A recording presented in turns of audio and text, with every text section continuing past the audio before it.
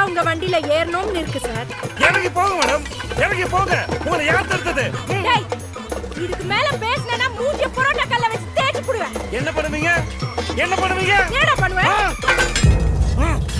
இனிமே ஒரு வார்த்தை பேச மாட்டேன். பேசாத. பேச மாட்டேன் சொல்லி பேசிக்கிட்டே தானடா இருக்க நீ. துண்ட கட்டினாலும் வாய் ஓய்